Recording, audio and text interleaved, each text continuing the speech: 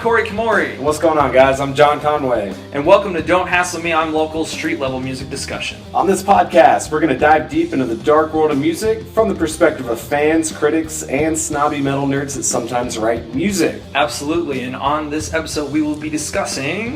We're going to talk about our recent show at the Milestone with the Akron, Ohio-based band, If These Trees Could Talk.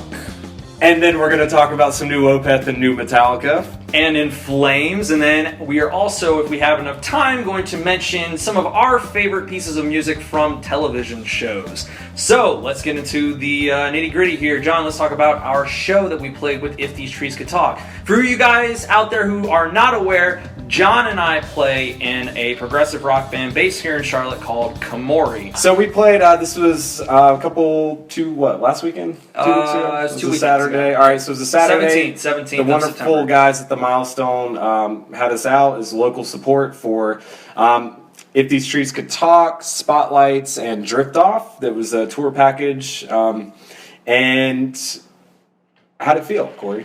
It felt awesome. Honestly, it was probably the most fun I've had on stage in a while. I mean, we had a really good crowd out there. There was about 70 people at the peak of the night, which for the Milestone is packed. Like, on top of each other, packed. But no, it was a great vibe. Like, everyone there was really receptive of us. It was weird because we thought we were going to fit pretty well on this bill, and we did fit pretty well, especially with If These Trees Could Talk. However, some of the other bands kind of had more of like a hardcore vibe to them, so we still kind of stood out like a sore thumb, like we usually do. But we still got really good vibes from everybody, and I felt like there was a good energy in the room, and I don't know, man, I had a lot of fun. It was a really fun experience. The guys in If These Trees Could Talk were really fucking nice. They were, man. That was probably the most receptive like a national's been that I've ever played with, as far as like talking to me before the show, like asking me about my gear, not just like hiding out by their van and their trailer. After the show, too, talking about your riffs and everything, you got some nice compliments. I did, there. which, never usually happens. Usually the six-string lefty bass player usually uses it. So, it felt great, and... Which we should specify, Ray did have a very good night that night. Ray did. Ray nailed it. And having playing the kind of stuff that we do, it's a little weird. So usually we don't fit in at rock shows. That's the problem. We don't fit in at metal shows. So we're nowhere. We're somewhere kind of in between. And I feel like this bill, we kind of appealed to these fans, and so that felt really good. So, yeah, absolutely. And I had a couple people too come up to me and ask if we were actually a part of the overall tour package. Ooh. So I'm gonna, not to sound cocky or anything like that, but that's a pretty good sign though. You sound cocky. Yeah, well, whatever.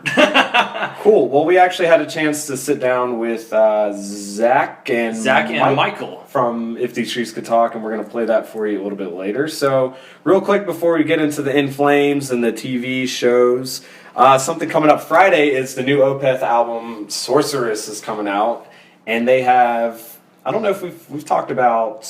We talked about... Maybe the Sorcerer's track? We talked about the title track, but we didn't talk about, what is it, Will-O-Wisp?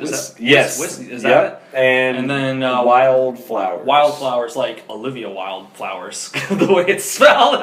You stole that from like Metal Sucks. I think I did, yeah. That sounds about right. So I'm super pumped for this album to come out.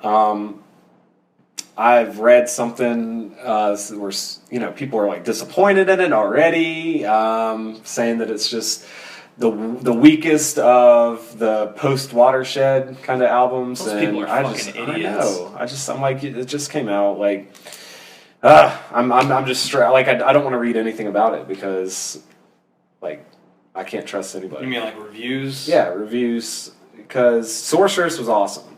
Yeah. I loved it. There were a lot of people bitching about that one too after I started looking up a lot of the critiques and comments on it. There's so many people going, yeah, it's got the heaviness, but it's just kind of repetitive. But I kind of like that change of pace because, it was different for them. But then Wildflowers? Is that the last one that they just did. That song is fucking awesome because it incorporates those weird kind of progressive elements they were messing around with on Pale Communion. But it sounds heavier, and it has more of that metallic influence from their previous albums, especially the latter half of that song. What is a metallic influence? it just sounds heavier. It sounds like it fits in the metal genre. Okay. I was wondering if you meant to add an A. No. Okay. We'll be talking about that later. Yeah, no, I feel you, man. I think the Willow and the Wisp. I want to say Wind in the Willows, that book with the end. Yeah. I was actually. You got to see me totally be fanboy, but not fanboy at the BT Bam show.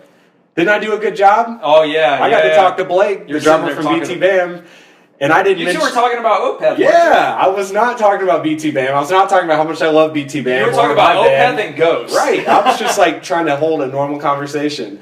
And he was probably like, but you know what? I felt like I did a good job. I did the same thing when I was talking to Dan outside. But then I think what was going through his mind was, this guy is below me, and I want to just talk about musical theory and just blow this guy's mind. And I would have just been sitting there like a complete idiot, just staring off into space because I'm a singer and don't know anything about musical theory. That's true. Really nice guys, though. Yeah, really, man. really I got nice to guys. talk to Blake until the house lights went off and he walked up the stage. So we were both we were talking about the new Opeth tracks, and I might have like read this on the internet, but that Will and the Wisp, it's a mix of, you take the river.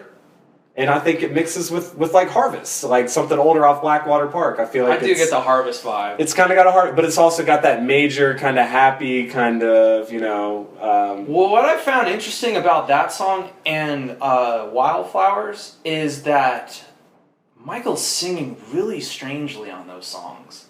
Like he's using like a tone, like, I don't want to say his tone sounds more nasally, but he's doing a really kind of weird, he has a weird way of delivering the lyrics and vocals, but I actually really like it because it sounds like him, but then it doesn't at times. I don't know, it just sounded like a really interesting change of pace. Yeah, I'm super and that whole the funeral pyre, that part is so fucking catchy. Yeah. I love that I part. thought I was listening to Ghost. Yeah. Because it's the same line. Oh yeah, pretty much. Which Ghost song is that? It's and you will a funeral pyre. Oh yeah. Is that Absolution? No. It's the one after that. Okay, well I'm blanking now. I love Ghost, and I can't remember which song it is. It's like the last track on the album. It's like Absolution. The world is on fire, and you are here to stay. Yeah. But I know what you mean. I think he's doing something a little different, and for what it's worth, I'm just ready for like new music and a new album, and I know that it's going to take a lot of listens to digest, and I'm super pumped.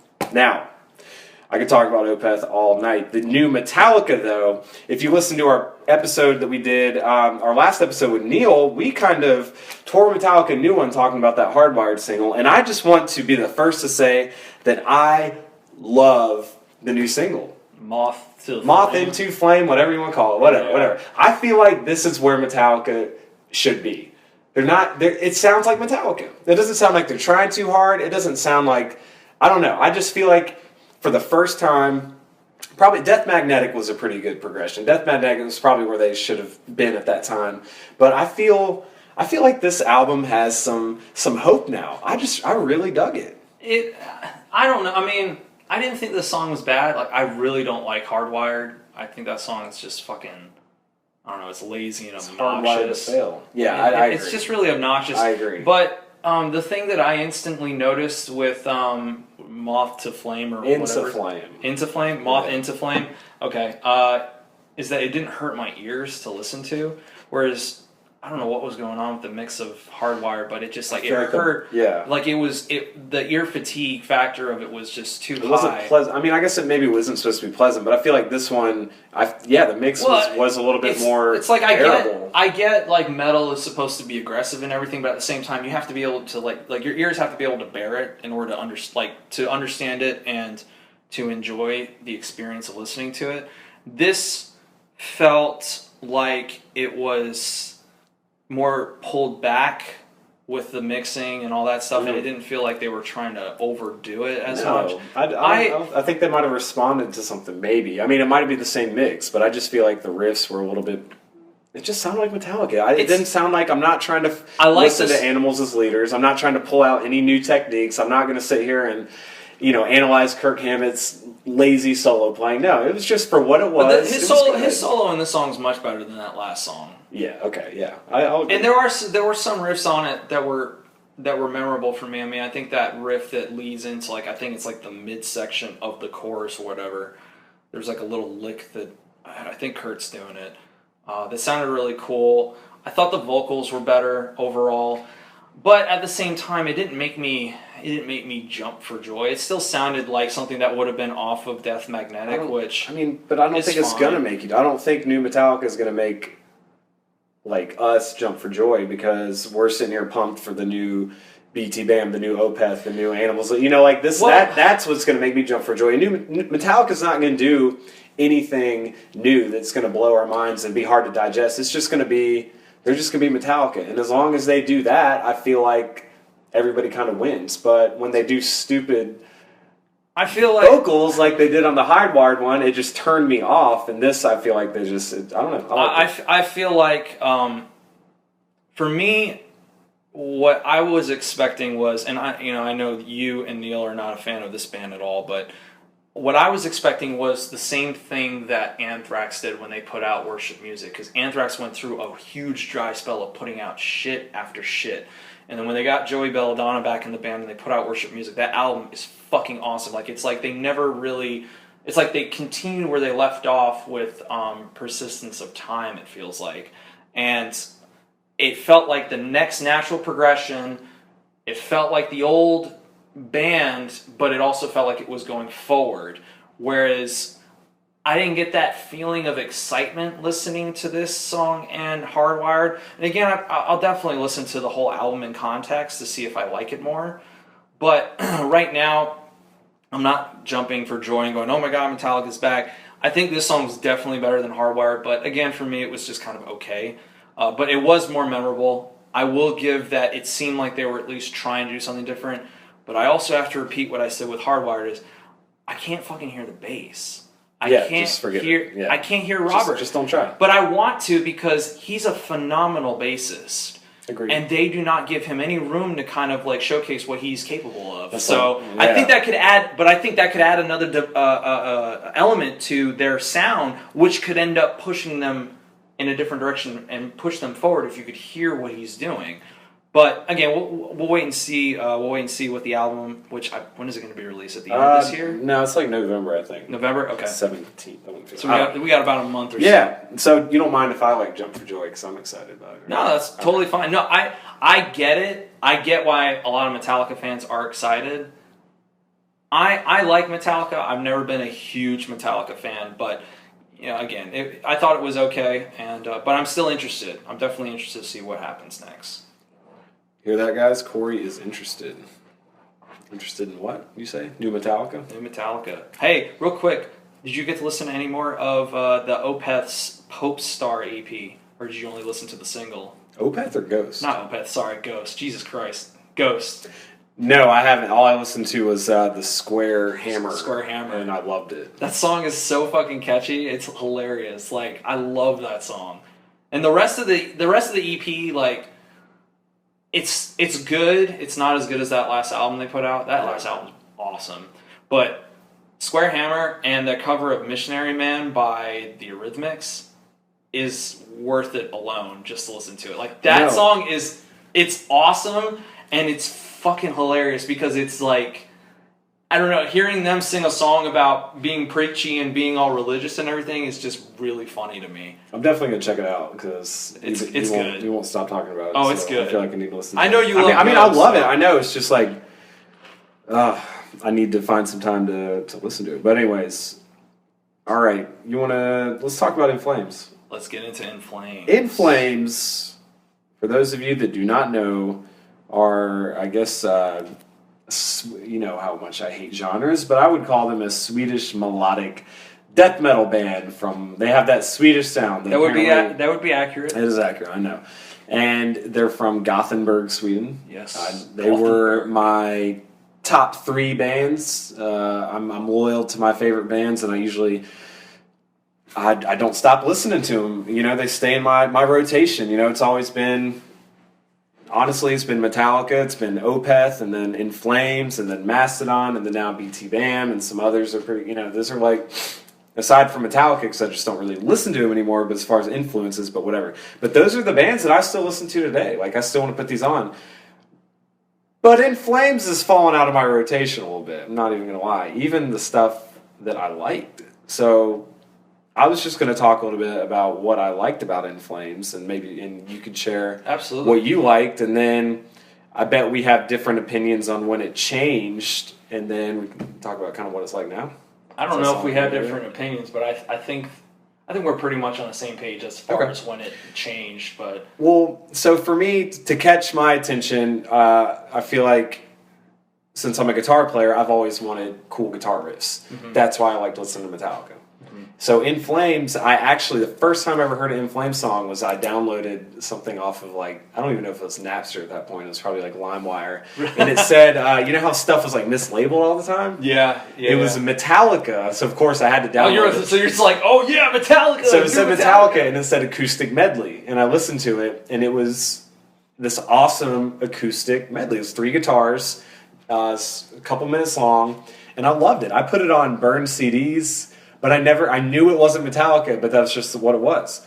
So my sister's boyfriend at the time had downloaded a video, from LimeWire, before YouTube, before anything. He actually downloaded the video, and it was In Flames' Ordinary Story. So that's So that was the song? No. Oh, I got 2 separate stories going on. Okay. So that ended up being my favorite In Flames song, just because that's a really good one to introduce somebody to, right? Ordinary Story, I'll call it, Yeah. So it's got this cool little piano part. It's got a clean vocals in the verse, and then it's got a hooky chorus. So I start snatching up In Flames CDs. I get Reroute to Remain. I love it. And this song has 8 singles on it, right? Then I'm going to FYE to get a new CD. And you know how they have those dirty ass listening stations, just thinking about those headphones makes me cringe. That and Barnes & Noble, they had the same things. They were disgusting. Anyway, so I was listening to it, and I was listening to, I think I had already, I don't know, I had Reroute to Remain, and I was listening to the Jester Race with the Black Ash Inheritance EP on it, which, for those that don't know, that is it's their first album with the current singer. So it came out in the mid 90s or late 90s, maybe 90, I don't know.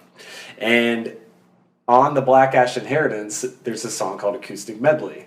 And I get to it, and this is years later, and I listen to it. And it all connects. That fucking song. And it was a medley of their songs, just acoustic versions. So I was just mind blown. I had to snatch up all that. I had to get that CD immediately just for that. So I actually had been listening to In Flames since much longer than I actually thought. So again, those hooky guitar riffs, the melodies that they had, it blended this metal. It was like metal singing, but the guitars were melodic.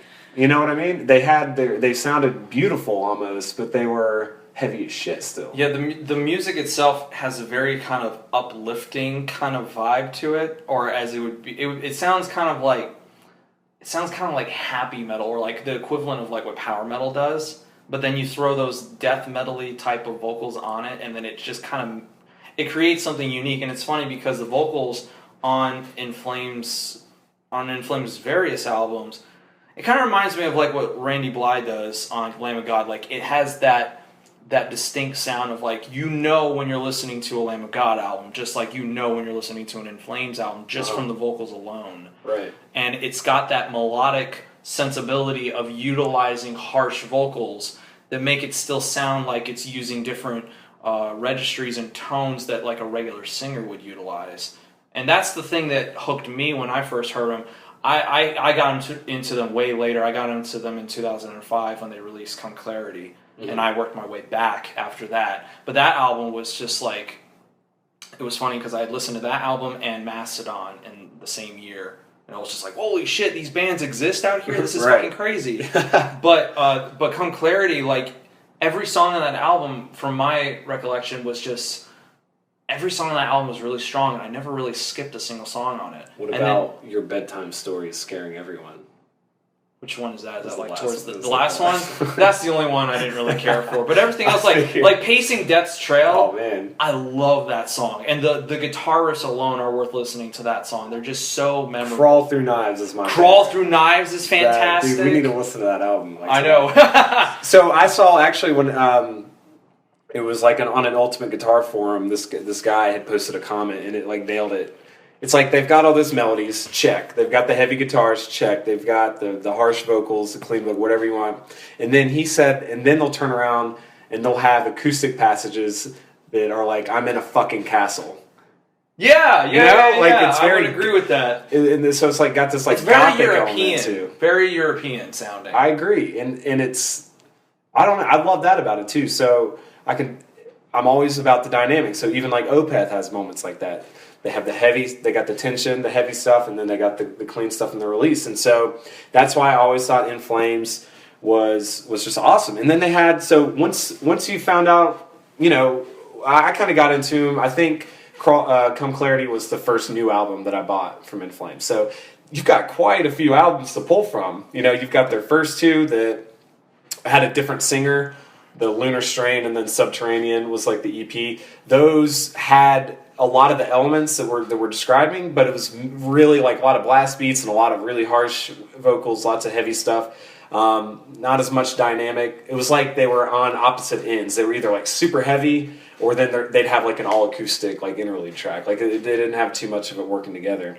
But then they did that Jester Race album that I was talking about. Incredible.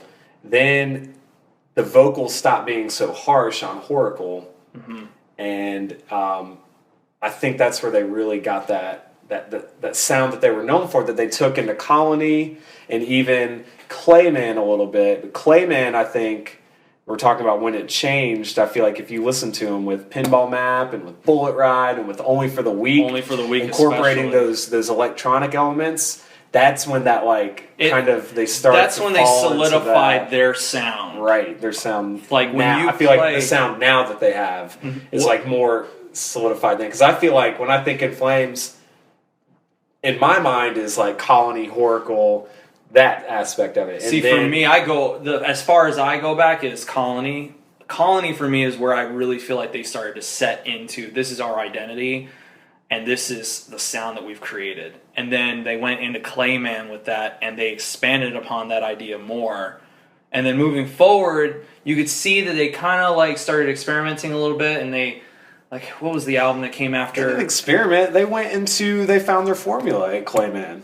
No. But what happened which was the album that came Reroute after? to Remain, which had all those singles on it. It had Trigger, it had System, I didn't like that album as much, though, honestly. I really didn't. I thought that album was good, but it didn't resonate with me as much as like Clayman did or Colony. I think the mixing was a little off on that one too. Yeah, and that's my problem with their older albums too. Is like going back, their mixes and the recording are great. The old ones are great. No, I really feel like Colony and Clayman really have the best mixes. So you're gonna say Horacle doesn't have a good mix? Horacle has a good mix, but it's not as good for me as Colony. Colony for me is just, I don't know, every song on that album is great. Yeah, I agree. But Glorious Coexistence but is like okay, my so favorite songs. we're over here jacking off about old In Flames and how great they were, but we really need to also address the fact that they have changed, and in my opinion, not for the better. Okay, so you said we'd agree on when they changed, so we've already... I think they started changing with Sense of Purpose. Sense of Purpose is where you really started, because like, I feel like Come Clarity still sounds like Clayman and Colony era, except they have a little more clean vocals in that album. Sense of Purpose is when it's like, what's going on here? This isn't doing anything. Yeah, but the change had already happened. I feel like we'll both agree that's where we both turned off, I think, when we were like, okay, like I couldn't even do A Sense of Purpose. But I think Clayman started it. Not to say that I don't like Clayman or Reroute to Remain or Soundtrack to Your Escape, or, you know, because I think that they took a dip with Soundtrack and then came back up with Come Clarity. Come Clarity, and yeah. then, I would agree with yeah, that. A Sense of Purpose, I feel, was when they copied and pasted their formula. I think just like the 2 episodes ago, I think we talked about hard rock and the formula that it's... Yeah. I think In Flames found what they wanted to do, and I think that every track on A Sense of Purpose, except for J. What's it start with? It's go. Is it? Don't blame me, blame my Yeah, guys. don't. What's it called? I can't remember. Starts with the J, I think. I can't remember, honestly. Anyways, that's the only one that's good on it. And then Sounds of a Playground Fading, no good. No. And then Siren Charms. Siren Charms. I couldn't even bad. get through it. It is bad. And then now they've got like 2 new singles they've thrown at us, right? Yes. And it's like The End and The Truth. The Mirror's Truth? No, no, that's Mirror's Truth is from Sense of Purpose. Maybe The Mirror's Truth is this is I don't know. Well, going back real quick to A Sense of Purpose, I think what happened was they got a taste of commercial success with Come Clarity. I mean, because that album had, Take This Life was fucking huge. That song was featured on Guitar Hero. Everybody was listening to that song. Too. Yeah. But everybody was listening to that song and a couple of other songs off that album, and I think they started to see that they could have radio-ish type of success with writing songs that were more accessible, and they tried doing that. And his voice was a little more, it went from screaming to that whiny yell that he has. Yeah, that weird whiny kind of, it's like it's not completely clean, but not completely harsh either. Right. But it's like my tone, like I'd turn on the Tube Screamer with my clean tone. Yeah. It's like, is it clean? No. Is it heavy? No. It's like somewhere in between. He's got that like he straight up whines. But I think that's what happened was they were like, well, we've tasted some commercial success. Maybe we can kind of milk this. And I think that's when they started, like the band members started going in different directions. Well, yeah. So the only original member quit after A Sense of Purpose. Yeah. Jesper Stromblad. With an umlaut over the A. And you did that better than I would have. Well, yeah, and so he quit after Sense of Purpose. I think he cited he had to work on, he had some drinking issues. But Bjorn, who used to be the drummer, was playing guitar, and he actually wrote a lot of the music. And you would think that Jesper was the lead guitar player, but if you go watch them, Bjorn plays all the guitar solos. So he was a primary songwriter. So you can't even say that it was Jesper leaving that caused him to do this, because that whole Sense of Purpose album sounds like a wet bag of shit. Yeah.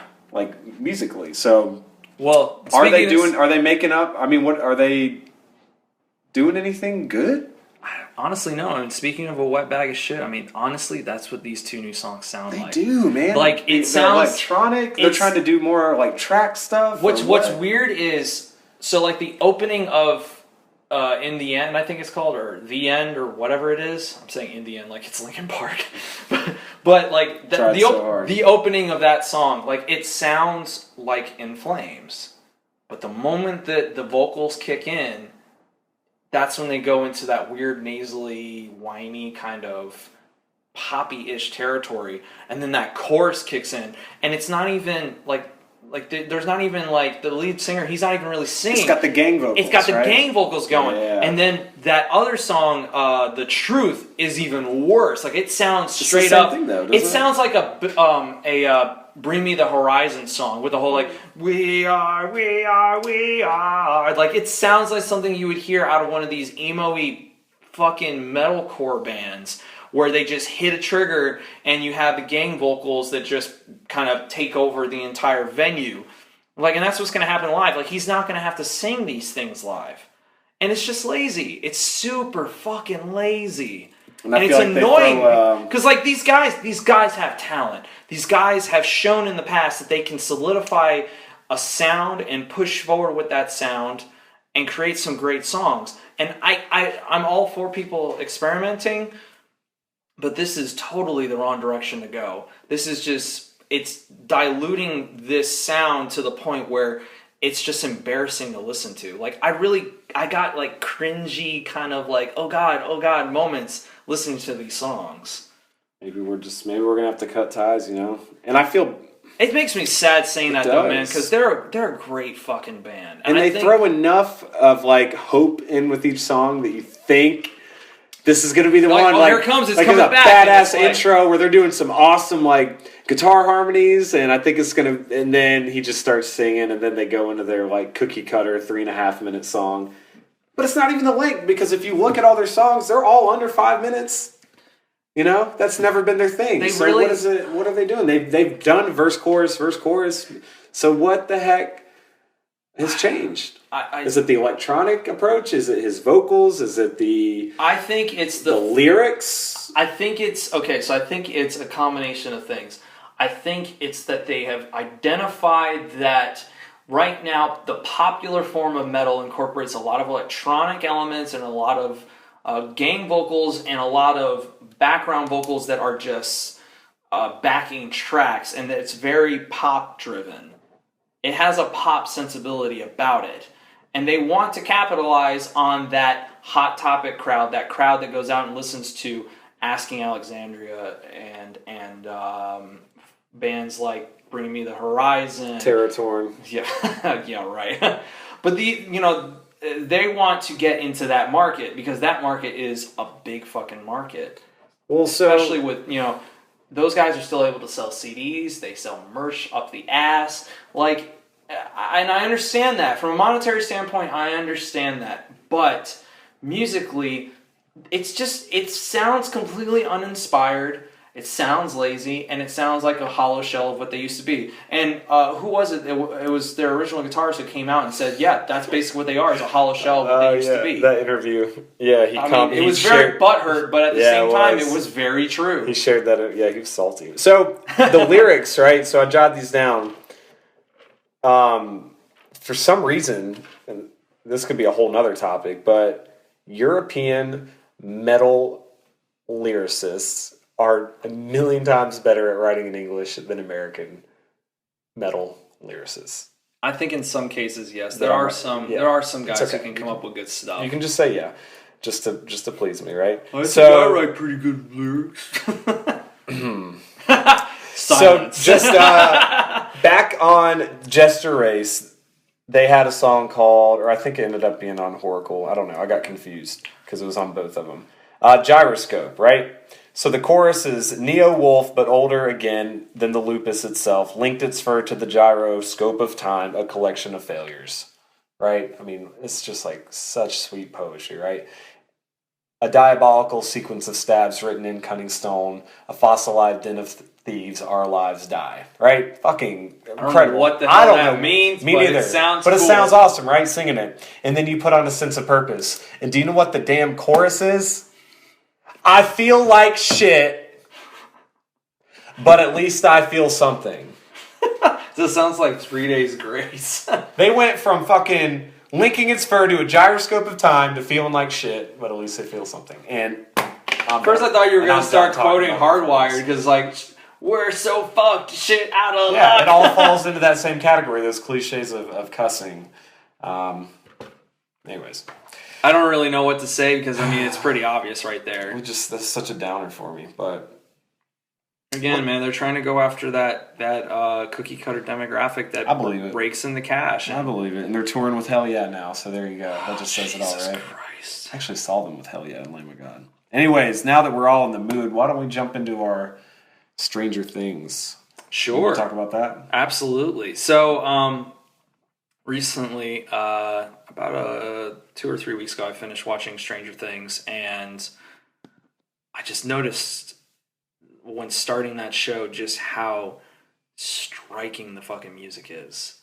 And it was something that I wanted to talk about on here because film scores tend to get recognized for what they're able to do, but I don't really feel like TV music gets recognized that often. And right now we're in a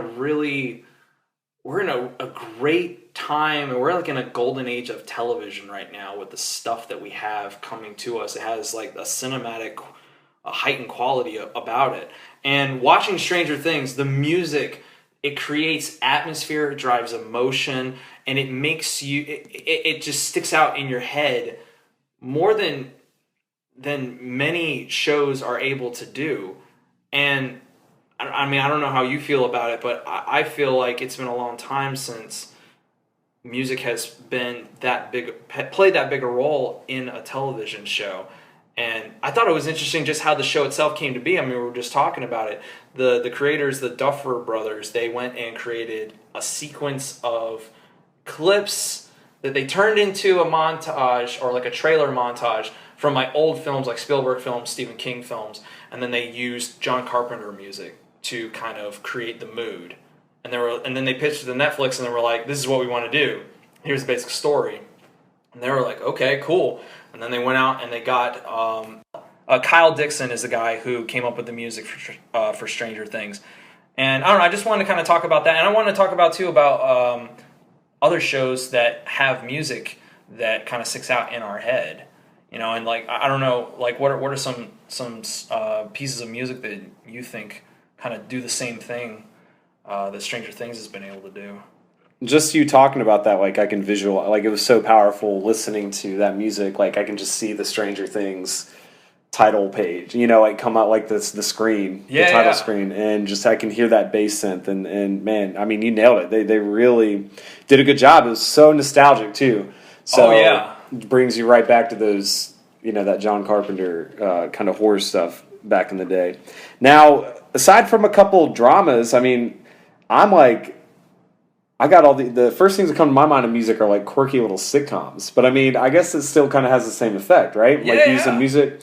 But before we get to those, I mean, Game of Thrones, the title track, the sequence is, I mean, anybody can hum it right now. Oh, right? yeah. So, I mean, that has been real powerful for me. Breaking Bad has an incredible theme song that actually, that guitar twang that plays when the smoke and it shows the periodic table Breaking Bad. That's actually like the end of the actual song. Mm-hmm. So I don't know if you've ever heard it, but it's an actual like, it's several minutes long, and we used to actually walk out on stage to that a couple times. It's pretty cool. Oh, really? So, you'd hear the end, and then we start playing. That's awesome. So Breaking Bad was good. I love like Curb Your Enthusiasm with the little quirky little xylophone or marimba sounds, and they would play it throughout the show. There'd be like tuba sounds, and in certain situations where, if you guys haven't watched Curb Your Enthusiasm, it's basically Seinfeld on steroids. So whenever Larry David got himself in an awkward situation, the same little sequences would play, and I just remember people that I would watch it with we would sing along to each little part, and I thought it was great. And I think 30 Rock did that too. I'd sing along to the intro every time, and so those are things that got stuck in my head. But nothing has made me really feel the vibe of a show more than I think Stranger Things has. It's like it sums it up perfectly. It's like you could just kind of sit somebody down, let them listen to that music, and I think they would just kind of get a vibe of what the show is about just by listening to that music. Like, it's just weird. They'd be like, is it aliens? No. Is it another dimension? Yeah. I mean, like, you sit down and listen to that, and you think, okay, this is eerie, so this has probably got some sort of horror, sci-fi vibe. This sounds retro, so it's probably set in the past. Probably a coming-of-age story. Probably coming-of-age. Yeah, something. I don't know, man. It's crazy that, like, in a minute, they're able to encapsulate what that whole show is about just in music. And, I mean, there are shows like, for me, like Walking Dead does a great job with their music encapsulating that, because that show, especially the theme, it just has a really ominous and dark vibe where it just kind of makes you feel unsettled listening to that theme. Daredevil sounds great because it has the dark complexity of what that show's about, but for some reason, to me, it also sounds similar to like what you would hear in a courtroom drama, which essentially is what Daredevil is at the end of the day. Another show, though, recently that I have gotten into, or actually that I got into, I finished it recently, was Bob's Burgers. No, not Bob's Burgers. Was Preacher.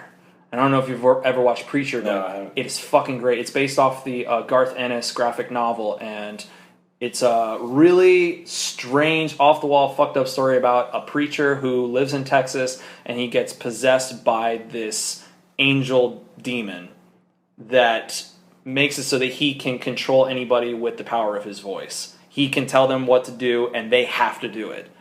So it's a really weird, interesting story that has vampires, demons, angels, and all sorts of other craziness. But the music, it's got this rockabilly country vibe to it that just, the moment you hear it, it encapsulates again what that show's about. And whoever I don't know who came up with the music for it, but they did a great job. But, I don't know. I think it's interesting that TV in general has been elevated to the point where it's as good as movies are now. Yeah. And TV used to be a place where people would go, their careers ended. Now it's like, you want your own Netflix original. Exactly. Because it's longer. It's longer. It's not just you can get more out of it. You got 10 episodes, 45 minutes to an hour long, and you could have, upwards of 4 to 5 seasons, if not more. And there's more flexibility. These guys at Netflix, the guys at HBO, Showtime, I'm sure as well, Hulu, they're willing to take risks. Whereas a lot of studios, they just want their formula. They're afraid to take risks. Whereas with television now, in these mediums, they can go out and take risks and do things that you would never see before. Because you can't tell me that a thing like Stranger Things would have been able to exist in any other format. It was just perfect timing. It really was. It took off. Now, one thing kind of related to what I was saying with Curb Your Enthusiasm, Stranger Things has the music in, it's not just the theme song. So a lot of these shows, it's got a catchy theme song. And it describes the show. I was thinking of True Blood, right? Yeah. True Blood's got that Louisiana, bluesy kind of twang to it, and it's fun. But there's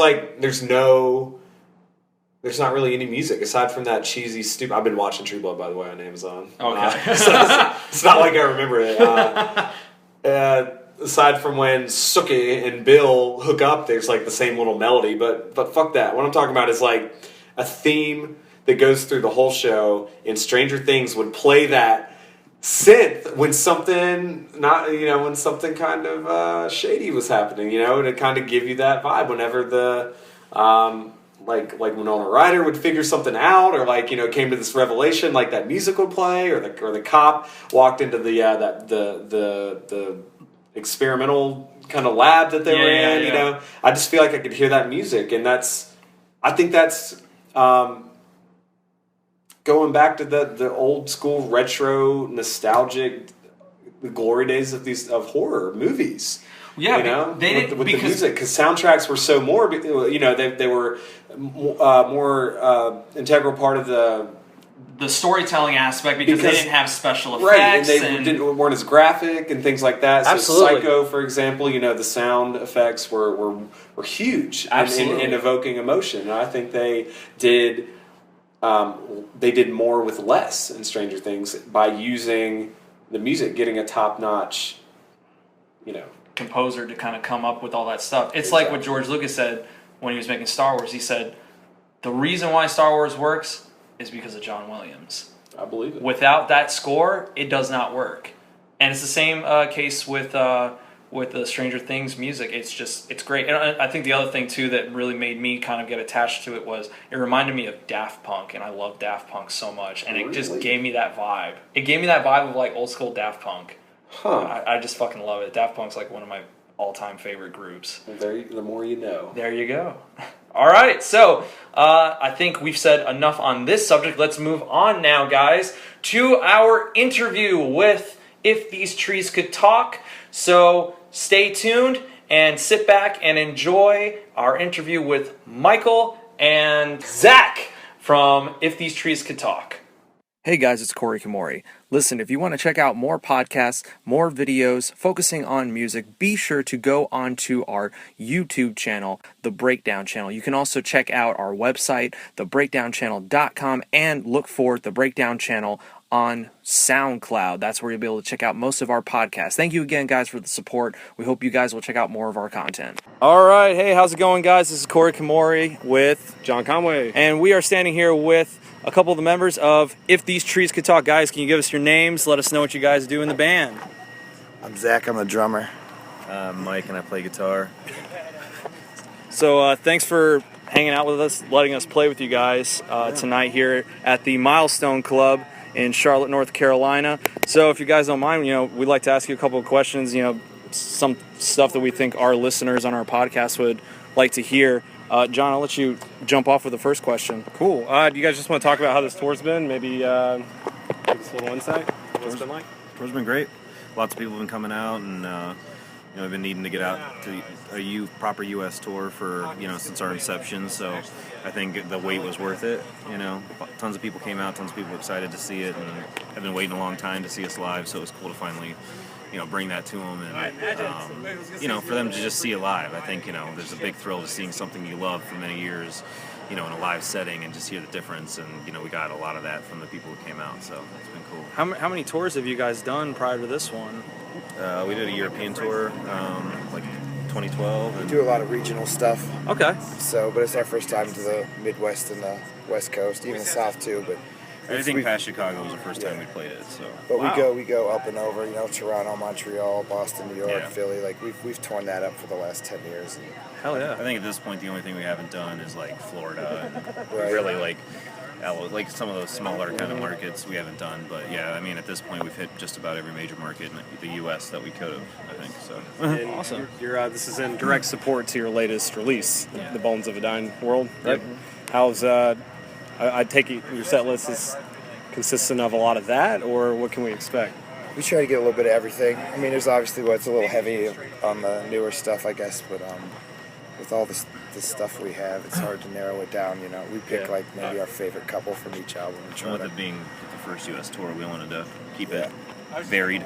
Right. It must be going well because I tried to get a vinyl and we all sold out. Yeah. So they must be loving what they're hearing. So that's awesome. Like you're saying, it's a good problem to have. So one thing that I noticed when listening to your guys' newest album, and this I think rings true for the other albums, but for me, the new album in particular, it feels like at times the music's like the music itself is very atmospheric, obviously, but it feels like at times like it could be used as like a cinematic type of score. Yeah, absolutely. Do you guys usually have some sort of visual or story in your head that you're going through when you're writing this stuff? I mean, I know personally, I'm a vocalist and and most of our music's conceptually based. So do you guys have anything that's kind of going on in your heads when you're making it, or any intention? Yeah, you just try to stay in a certain direction, but it's usually just based off of riff. Like, you got to start somewhere, Like, if you can find one riff that you feel like you can move over, almost like cinematically, usually there's like a bass, like a root, and like we try to have the other guitars move around that. Does that make sense? Yeah. There's never really a point where everyone's doing the same thing, so. It just seems like everything that you guys are doing, it has a very visual element to it, even if you're not seeing anything. No, absolutely. It just stuck out to me. We try to keep it, us being post-rock, and the old albums were a little, not simpler, but, more back and forth, first chorus, post-rocky, it's the same part over and over again, but I don't know if you want to call it progressive music, but we've been trying to we don't want to fucking hang on something too long. We kind of keep telling the story, so maybe that's how you kind of. It got my wheels turning. I was just like, that's how the whoa. human brain works, It's kind of you're trying to piece shit together, and that's awesome that works like that. Hell yeah, man. Appreciate it. And I've got to say, as somebody that tries to write some pretty cool shit, to know that your songs start with one riff. That makes me feel a little. They'll literally start with even the tiniest part of the song will build the entire song after that. I feel like a lot of people can relate to that because listening to some of the stuff you're doing, it's real intricate. Like you said, lots of moving parts, and it can be kind of. It's just like how it's easy to are get they muddy doing with that? 3 guitars, but I think these guys split that up enough to where it's all 3 are still interesting without kind of bearing the other one out. Sometimes we'll even have a riff that's so complicated that you'll break it into 3 parts. Like, I'll do the downs and you'll do the ups. You know what I'm saying? So that it spreads a little more and it leaves a little room for the lead guitar to. Dude, that's cool. Yeah, because 3 guitars playing the same riff, it would be loud as shit. It would be would. cool, All but sound. we do it sometimes. Yeah, sometimes when you want to fucking pull that extra edge, but we try to stay crisp and clean. Yeah, way to be. For sure. Defined, each part's defined, you know what I mean? There's not a lot of strumming these guys do, it's almost like they're each on a fucking piano, even with one hand, you know what I'm saying? And the other guy's doing the other part. That's the way to do it, And I then think. you come together, yeah. Sweet. So how'd you guys attract the attention of Metal Blade with? Do you want to tell them? I know. You might know. I did my research. Oh, you did. You had a friend talk to Slagle or somebody, and then he tweeted you guys, right? It wasn't even a friend. It was just this guy, Chris Santos. It's like a celebrity chef in New York. Him and Slagle are buddies, and I guess one night, 3 a.m, he was just playing Red Forest for him, and he's like, you gotta fucking do something with these guys. They're so fucking awesome. And like literally the next morning I woke up and I saw like a tweet from Brian Slagle that just said, let's talk. What the fuck? Well, I like he did that too. You know, I like screenshotted it and sent it to him, and I was like, dude, should I talk to him? He's like, yeah. No, just let it Should I go. wait a little while? And it was like weird because I wasn't sure if they were like gonna offer us something or if he was just kind of like trying to get some information on us. But after like 2 emails, he's like, yeah, I mean, you guys got a new record you're working on, right? How do you feel about working with us? And took a couple months, but after all the back and forth, we signed with them and put this record out with them. So you'd be pretty safe to say you have a pretty good working relationship with those guys over there. Yeah, they're super supportive, super responsive, and just great. So it's just a matter of kind of seeing how the rest of the album cycle goes, and what's next. Yeah, because we've done this on our own for 10 plus years, so it's to go to that type of business structure, it takes some getting used to and adjusting on our end because we're so used to just seeing everything, you know what I mean? Like we're on top of everything, so it's to give some of that away. It's like, and this isn't a bash on Metal Blade in any way. It's just it's just reality. Yeah, it's reality. Like you just got to focus on playing and writing the good music and let the people that know what to do help you out. Well, it seems to be the consensus though with them, because I talked to Between the Buried and Me a couple of days ago about their relationship with them, and they said the same thing, that they give you guys enough freedom, but they give lots of freedom. And the thing is with us, I think the more we do this kind of stuff, the more we realize that the longevity that we've had is rare. You know what I mean? And to preserve that, you got to take steps to preserve that, and that's on any front with the band. So it's like there's just a lot of factors involved, and but they've been super supportive. Like they're very they're just like, you guys do what you think you need to do. Like there was never any intervention from them during the recording process to like get it done, speed it up, do it here, do it there. Like we were like, we're gonna do it with Zach like we've always done it, and they were like, if that's how you feel you're gonna get the best record, then that's what you got to do. It's fucking awesome. Yeah. It sounds, what I've kind of always heard about Metal Blade, they sound really like realistic. Like their expectations. They're like not trying to fuck you guys over. They're not trying to screw you. They know it's a grind out there too. It's like in metal, it's not the most. You're not getting that shit on the radio. You're not getting the support and the fucking. Like even in LA, we had a lot of the staff come out, and I was talking to like Mike Faley, who's kind of like Slagle's right hand guy, and he's like, we're supportive of whatever you want to do. If you don't want to tour and just put out records, that's cool. If you want to tour, like that's awesome too. That was really appealing to us. We're getting old, man. Yeah. I got 2 kids. Mike's got a kid, so it's like. Everyone's married, so like we have commitments at home that like and it keeps it more fresh when we do it sporadically, not when we're just constantly grinding, because it's a grind, man. Being out on the road, it's fun, but it's like it's a lot of work. There's still a lot of work, a lot of planning, a lot of, and when you have all that at home that you have to do too, it's like you gotta. Yeah. So speaking of touring, you guys have been added to my ideal instrumental lineup that I'd like to see. You guys, I put you with Animals as Leaders, Russian Circles, Chon, If These Trees Could Talk. Not in any particular order, but have you? As long as we're in there, man. Would that be? Have you guys ever thought about having a tour that's just like an all instrumental? We were talking about that, but it's like not that we don't have many friends. We're just where we're stationed out there in Cleveland, Akron. We're alone out there. There's not many.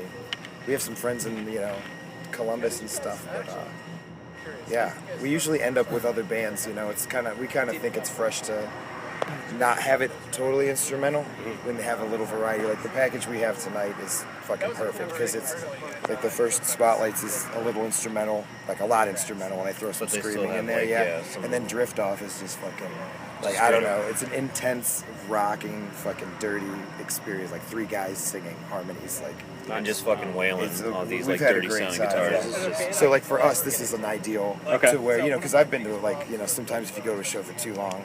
Or you get there early and you need a little variety, Right. We're a traveling circus. Yeah, from like the agents, promoters, like one of the main common things that I've heard is that, it's ideal to have like 4 instrumental bands, but for the fans, it gets boring for them. You know what I mean? And with any band that's on stage, you know what I mean? So, like to have that variety in the night's fucking sweet because it makes it more exciting when that instrumental band goes on. With that being said, Animals as Leaders would be just different enough.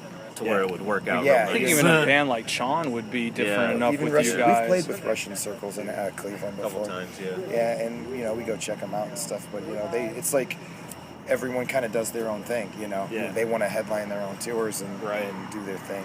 Makes sense. Maybe like a festival or Exactly, something. yeah. That'd be cool. Or you know, We thought about that too, like a big festival where it's like if that's what you want all day, like you go to that. That'd be sweet. You know, and they're putting them on overseas, like, you know, Dunk Festival and all that shit. Right. They're doing that overseas, but the market's different over there. Like those, you know, the thing is that U.S. audiences, I think, are less patient than European maybe audiences that's what are. it is. Yeah. Absolutely, no, I totally would agree with that. Yeah, well, I think that wraps it up here, guys. Thank you for talking with us, and thank you for letting us play with you guys. And we're excited to hear you guys play, and Yeah. we'll keep an Same- eye out same and here. ear out for whatever else you guys put out in the future. So Man, awesome. So you're singing tonight?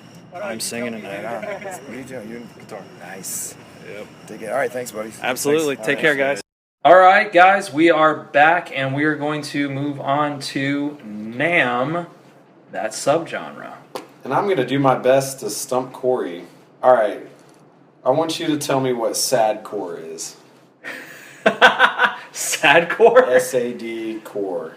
Anything with core in it instantly means that it's probably really whiny or just like something that you would hear at Hot Topic. I'm going to take a stab in the dark here, but I'm going to say that it's the punk / hardcore equivalent of like what depressive death or black metal would be. So it's going to be music that has kind of a hardcore or punk influence that is mainly written around emo-y topics like breaking up with somebody or having someone betray you or feeling suicidal thoughts, but not really in a way that is kind of dark and mysterious, but a way that's kind of classified as whiny. All right, Corey, you kind of nailed it. I think that one was pretty easy, though, if you think about it. Sadcore just sounds... Examples of alternative rock characterized by bleak lyrics, downbeat melodies, and slower tempos. It is categorized by AllMusic's reference guide as music by and for the depressed. There you go. And It now is you know. synonymous with the term slowcore. Slowcore. And both share the distinction of often being dismissed as a label by the bands they would describe.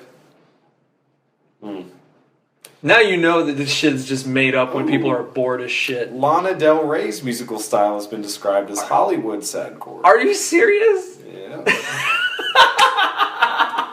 So, Wow. Okay. we're going to try to get... I was in the ballpark. I don't know if I was I think exactly. I'll give that one to you. But let's see if we can get our sound guy on the horn so we can do our how to piss off your sound guy. So let's see. He has no idea we're calling him. So we'll see We're if we about can to get him. surprise him.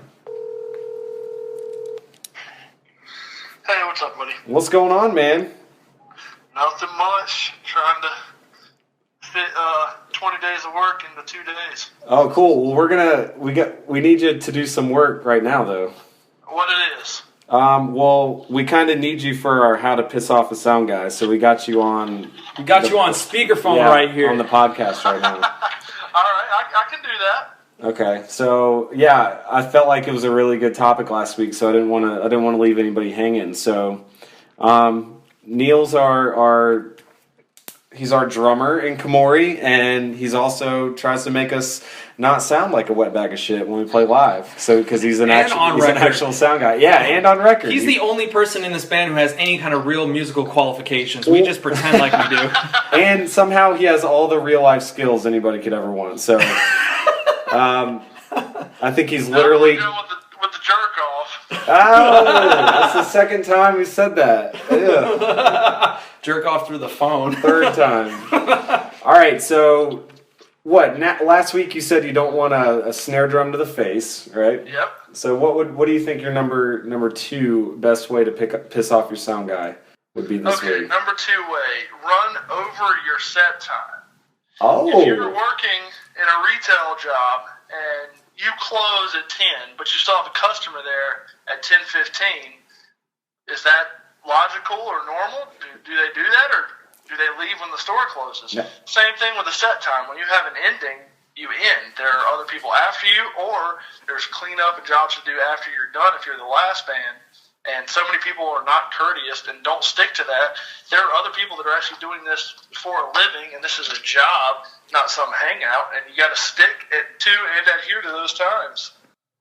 But I'm really feeling this. They want the encore, man. We saved our last song, our best song for last. Come on, what's 5 minutes, right?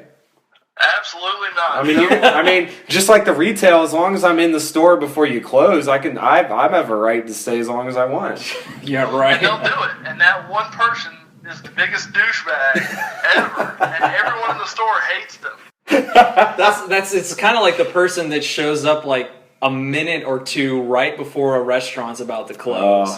I know all about that. And then you gotta stick around for God knows how long while they sit there having their conversation with their girlfriend about their relationship problems. All right, so Neal, give me It's the same thing. now. If somebody is like not getting off the stage fast enough, there's no way you would get involved in helping them move along, right? Well, don't you just sit there and look at them and hope they get it off fast enough? Absolutely not. So, I mean, Give us an example here. yeah, have you ever like physically hurried somebody off stage? The mild, persuasive but not intrusive way of doing it is have a flashlight, flash it when they look at you. You either say one more song or you give them the signal that they're done. The next step after that is then use a microphone through their wedges, not through the front so the people in the audience can hear as much, but just back towards them. And if they don't listen then, you cut the monitors off. Cut the monitors off. Dang. Yep. And I've heard tell that the next step after that is to just start grabbing their stuff and just throwing it off the stage. Indeed. Which I've heard that you've done numerous times. Neal, Me and DJ have both done that. Neal fears no local and no national. You will stick to your set times. You will adhere. Awesome, right. man. Well, we'll let you get back to, building engines and houses and all that fun stuff. Woohoo! Thanks for helping us out, man. I hope to have you here so you can add to our lively conversation. Give some real knowledge. Hopefully next week I will have transportation other than your car. Yeah, all right. All right, well, just let us know, man. But thanks again, dude.